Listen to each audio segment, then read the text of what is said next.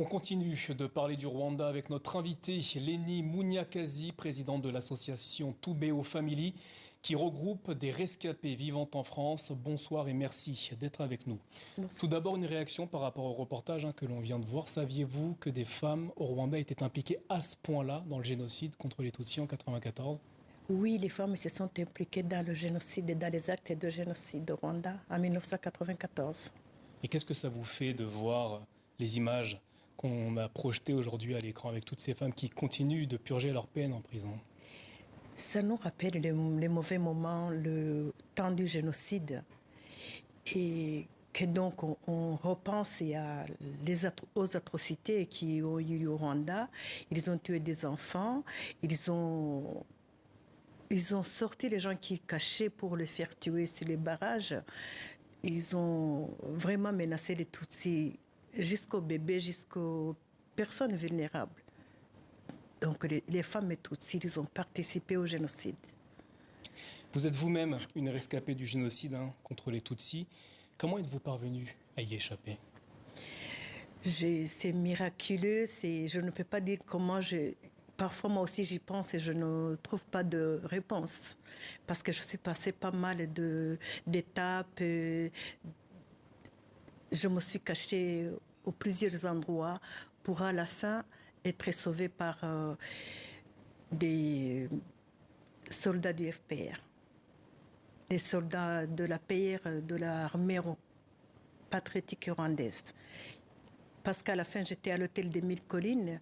Il y a eu donc des négociations pour faire la passation des réfugiés. Les réfugiés Hutus qui étaient dans les cas où le FPR avait pris et ceux qui étaient à l'hôtel des Mille Collines. Et c'est comme ça que j'ai été sauvée. Depuis hier, votre pays est entré dans un deuil national de 100 jours. Comment est-ce que vous traversez cette période depuis 30 ans ? Depuis 30 ans, c'est des commémorations, mais là, après 30 ans, c'est encore dur. On sait que les blessures sont encore là. Les blessures ne sont pas pensées. Les nôtres nous manquent. Surtout qu'on n'a pas su. Les bourreaux n'ont pas montré où ils ont jeté les corps des nôtres. C'est toujours difficile quand on n'a pas fait de faire le deuil, quand on ne sait pas c'est quoi le sort des nôtres. Jusqu'aujourd'hui, moi j'ai perdu plus de 13 personnes dans ma famille ou 15 personnes. Mes frères, mes sœurs, mes enfants. Mais aujourd'hui, je ne sais pas où ils les ont jetés. Donc il est très difficile même après 30 ans, et le chagrin est là. Bien sûr, je le surmonte tous les jours, mais je sais que c'est très dur. Vous êtes resté 14 ans au Rwanda après le génocide contre les Tutsis avant de rejoindre la France. Pourquoi avez-vous fait ce choix ?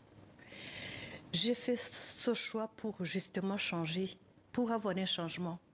Puisque je vivais dans un pays où j'ai grandi, où je venais de faire 47 ans, et que tout me rappelait les miens. Les mauvais moments, les bons moments, mais je voulais un changement pour pouvoir faire autre chose, avancer dans ma vie pour ne pas sombrer dans le même milieu. Certains génocidaires rwandais ont trouvé refuge en France. Qu'est-ce que vous avez ressenti lorsque certains d'entre eux ont été arrêtés et jugés par la justice française ? Là, on a dit que ça commençait bien, que la France maintenant comprend le génocide. C'est un crime pour l'humanité qui a emporté plus d'1 million de Tutsis. Donc ce n'est pas quelque chose qu'il faut négliger pour moi. Donc on a vu que la France, s'il a commencé à s'impliquer à la justice, pour nous les rescapés, ça nous apaise. Ça nous apaise, ça nous dit qu'au moins il y a la justice. Aujourd'hui, vous êtes en France, vous tentez de vous reconstruire, notamment à travers une association dont vous êtes la présidente et qui s'intitule Tubeo Family. Récemment, vous avez diffusé un reportage avec des témoignages de rescapés qui sont au sein de cette association. Je vous propose qu'on regarde ensemble un extrait. Je lui ai dit, maman, ne t'inquiète pas, même si papa a été tué, je vais jouer le rôle de la petite maman à la maison. Et toi, tu vas être le papa de la maison. Et on va avancer comme ça. Quand je lui ai dit ça, elle s'est retournée et elle m'a regardé droit dans les yeux. Elle m'a dit, Ange, s'il m'arrive quelque chose, prends soin de tes petites sœurs. C'était le dernier mot de ma maman. Que j'ai attendu parce que plus tard, quelques jours après, j'ai appris qu'à son tour, elle a été tuée aussi. On continue avec les séquelles, mais on continue dans la lutte, bien sûr, contre le génocide. Lutter, toujours parler et la mémoire. Et souvenez-vous, souvenir toujours. Ibuka, ibuka, ntuzibagirwe na gato. Ibuka, ibuka, ibuka, ibuka. Voilà pour cet extrait du documentaire intitulé Toubéo 30 ans après, un documentaire produit par votre association.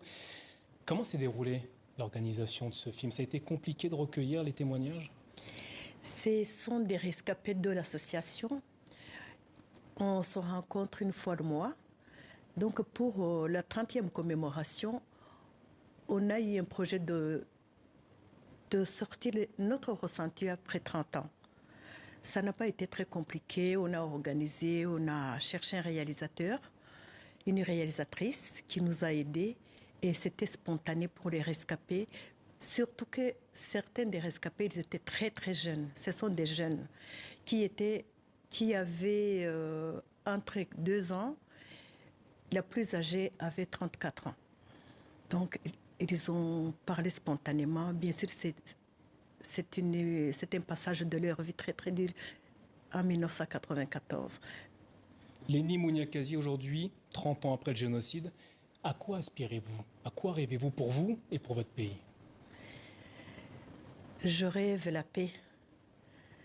Je rêve que le Rwanda ne puisse connaître ce qu'il a connu il y a 30 ans. Et là, je vois qu'il y a déjà beaucoup de progrès et que les jeunes, ils progressent. Il y a 30 ans, les jeunes qui sont nés il y a 30 ans, ils ne connaissent pas ce qu'on a connu.